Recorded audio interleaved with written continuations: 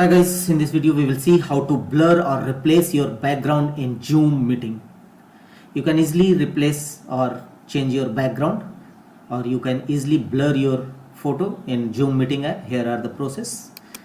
Launch Zoom meeting, start a Zoom meeting and click on a small arrow against video, and you can directly choose blur my background from here. The another way to replace your background or choose video settings, and here you can see, go to camera, virtual background, and a lot of virtual backgrounds available.